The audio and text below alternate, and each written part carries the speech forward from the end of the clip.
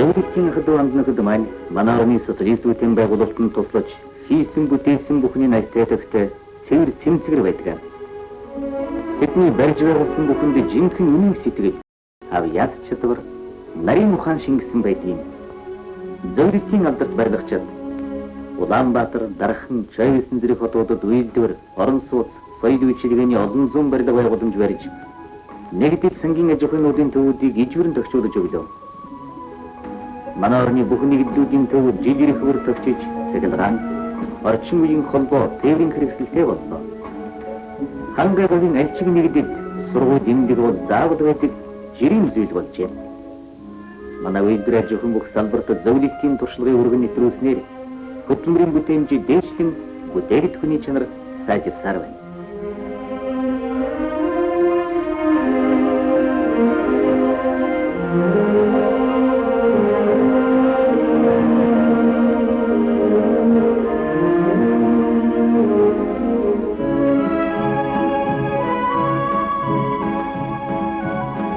Зөвлөлтийн маань манай ажилчин мачтад биеэрийн туслан туршилгаа харамгүй хуваалцдаг юм.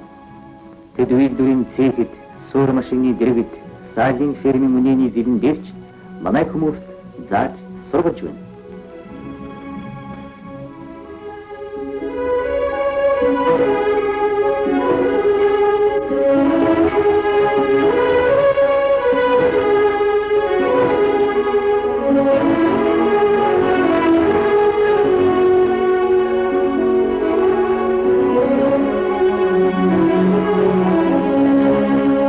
Баруун жилийн өмнө манай тарн улсад трени анхны шанг тотож явахад ямар байлаа.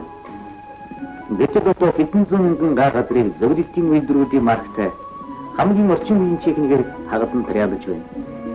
Манай триалчид зөвлөлтийн хөтөлбөрийн хамт эртний тав нутгийн хаан Априк Срэсийн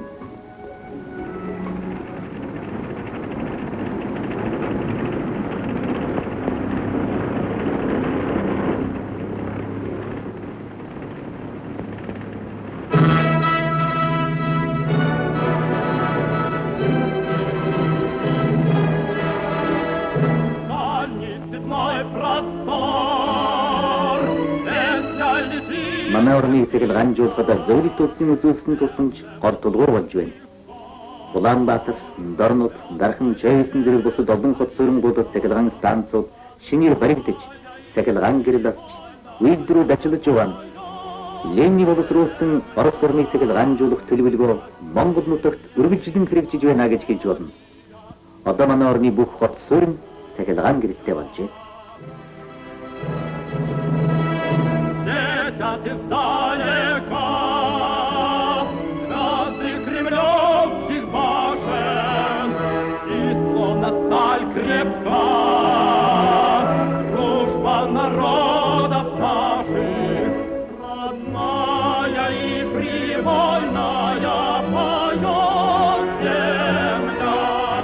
Ардын хөлсгөлийн анхны жилүүдэд манай ард түмний эрүүлийн хийсэхэн хамгаалж шинжлэх ухааны эмнэлгийг сурталчилан дэглэрүүлж туйлын хүнд нөхцөлд ажиллаж байсан зөвлөлтийн эмч нарын нэг нь Шастин доктор байлаа. Одоо хүү Шастин эцгийн мөрөөр ирж ажиллаж байна. Зөвлөлтийн эмч Соболева манай хүмүүсийн эрүүл мэндийг хамгаалж Баатард гавья байгуулсан хүн юм.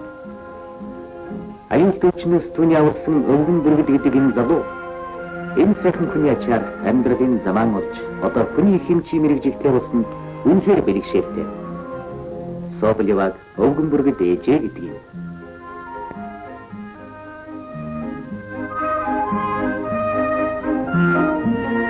Зөвлөлтийн эмч Самуэль Яковлевич Немой 1932 онд Дархандын Третөд гарсан эсэргүү услан үеэр эмчийн үүргийг биелүүлж яваад хувьсгалын дайснуудад хорсолтойгоор амьрагдажээ. Түүний байгуулсан гавьяг өндрөмдөж бүгд наримдах Монгол ард улсын ардны хурлын тэргүүлэгчдийн зарилгаар Самуэль Яковлевич Немойг Байгданы гавьяаны улаан түмэн дунгоор нэхэн шагнасны гэргийн хүү хоёр нь гаргаж авсан юм. Өнөөдөр манай орн хүн ардын эрүүлийн орн боллоо.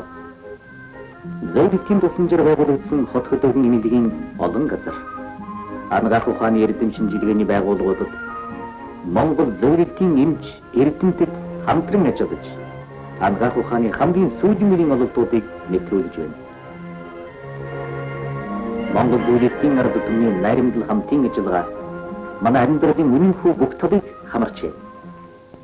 Бүгд наримдах Монгол Ард улсын улс ардын аж ахуй соёлыг хөгжүүлэх дөрөвдүгээр 5 жил хүүхдийн олон арван яйсэл цэцэрлэг, сургууль, эмнэлэг, номын сан, клуб, удаан булан, ордон ашиглалтанд орлоо.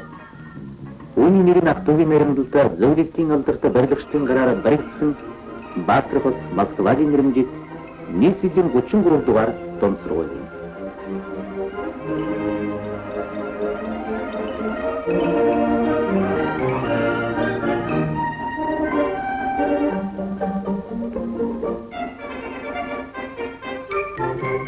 Эх орон улс түмний маань итгэл найдвар өсөх ирээдүйн улсын манай хүүхэд багчууд нам засгийнхаа хайр халамжийн ачаар сурах хүмүүжих оюун ухаанаа тэлэх авьяас бэлгэн сэрэх бүхий дуралцаагаар хангагдсан юм.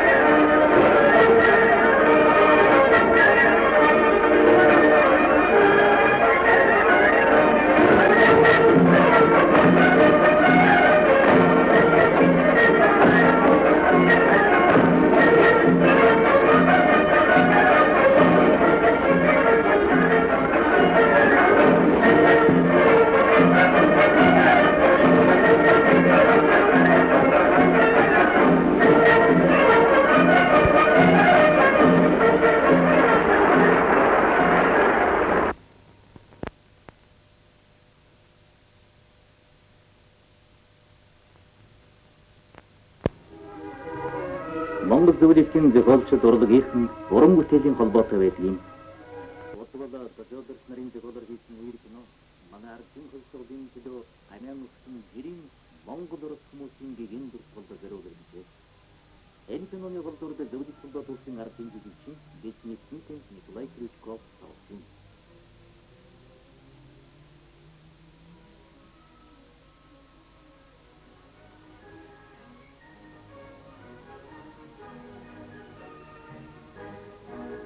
Монгол зөвлөлийн залуучууд хоёр орны ахмад үеийн хэдийн интернационалч Баатардаг дайчин Ахадуугийн наримдалт сайхан уламжлалын улам баттгаж ёстой л дуугарвал дуу нэгтэй докторвол хүч нэгтэй байдаг.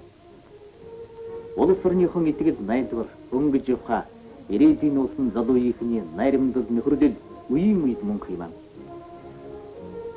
Манай хоёр орны залуус уулзсан учрах хүртэл Ақтуугийн сор баярлан баясч Ахмад үеийн үүсгэн байгуулсан гамбат наримдал үнэмч явха амдгайсан тангаргалж их хорон ард түмнийхэн зол жаргал сайн сайхны төлөө гаргараасан баригдсан урагшлан давших зэрэг рэмэзэл төгс байгаагаа улам гүн мэдэрч байдаг юм.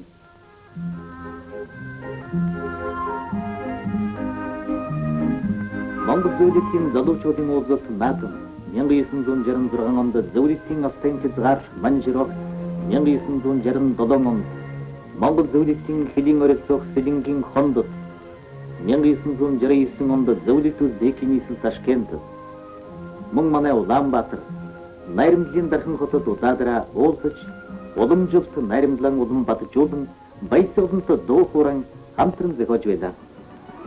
Өнөөдрийн дуулж бүжиглэж хөгжин цингэж байгаа хөтөлбөрүүдэд гэрэлт наран гэгээн амьдралыг авчрахын төлөө 1921 1939 1945 оны шударга дайны талбарт байлдаж алтан амян өргөсөн Монгол зөвлөлийн бааtruуд олон бий.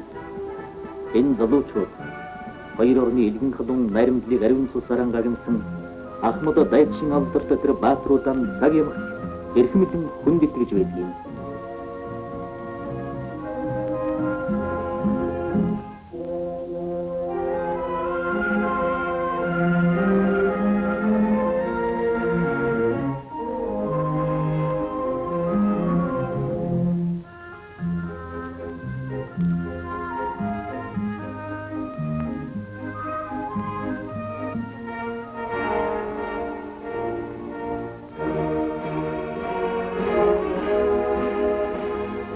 манай залуучуудын төлөөлөгчид олон улсын залуучуудын хурал суглаан шууд уулзалтуудад идэвхтэй оролцож дайны эсрэг дайн дэлхийн инхэд тайван улс төрийн найрамдал хамтын ажиллагааг бэхжүүлэхэд хувь нэмрэн оруулсаар ирлээ.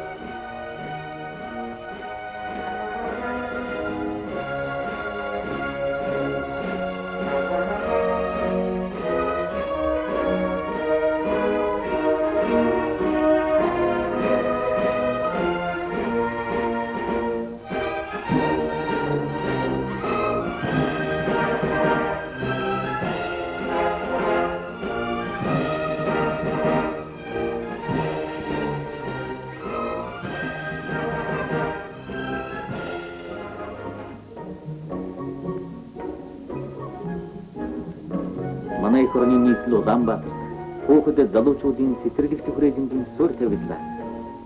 Манай орон мөр хүүхдүүдийнхэн баяр баясгалан бие бэлдрийн цэг цэвэр дан суртахууны өвдөгч хүмүүжидийн төлөө аль өнгөтэй өвдтэй бүхнээ зориулдаг нэсэн. Хүүхдүүд маань хад жаргал тайвал амьдрал сайхан гэж үздэг. Хүн амын маань олонхон утсан хүүхэд залуучуудыг элбэг ариван оюун бэлэгтэй цэвэр ариван явсар туунтай эрүүл чирэг бие бэлдэртэй болгон хүмүүжүүлэх ажил манай намын анхаарахын төвд байна. Улаанбаатарын хүүхэд залуучуудын цэцэрлэг хүрээлэн манай нийслэлийн социалист орны залуучууд гар бие оролцсон байгуулсан. Энд наадам сэнгэж байгаа мянга түмэн хүүхдүүдийн баясгаланд инээдийг сонсохдоо бидний сэтгэл буйг байдаг.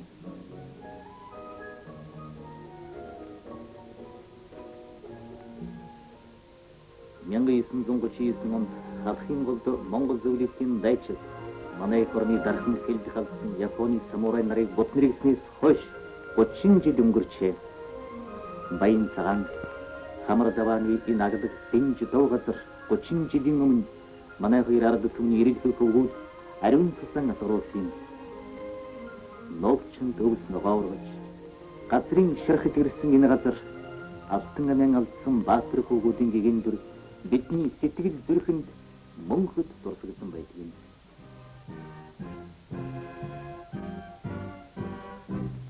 Гадхгодын түүхтэд улдааны талбар байсан энэ газарт одоо один жин сургаж ариан руу найрж байна.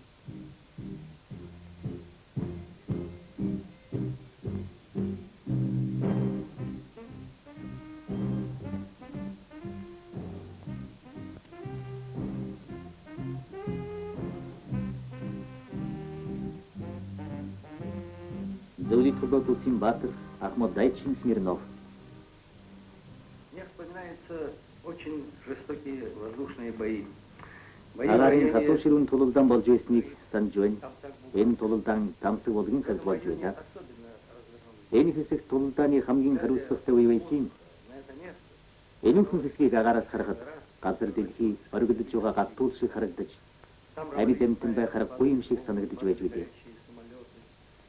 Энд тэндгүй бөмбөг тесэрч, шатаж байгаа онгоцнууд унаж, их бууны сум тесэрч байлаа. Японууд хүчээ нэмэгдүүлэн зарим үед агаарын тулалдаанд 200-аас 300 онгоц оролцож байлаа. Бидний өрөө дөмний Испани тулдаж байх тач үзээгүй тийм тулалдааныг энд үндсэн болохоор Монголын нутагт улсан энэ дайныг би хизээч мартадаггүй. Ингээд өдрийн тутам манай цэргийн ангууд ялалт руу модлогоо ойртож байсан. Но день за днем, как говорят, действия наших наземных войск. Дараа нь зөвлөлтийн нисэгч дүүргэн биелүүлээд Улаанбаатарын онгоцны буудалд буцаж ирэхэд Монгол нөхөд маань дурсгалын бэлэг гардуулсны зарим нь энд байна. Ингээд халбал дуусан тулдааны 30 жилийн ойгоор баян цагааны орчим тулдаж явсан тэр газараа очих боломж олдсон.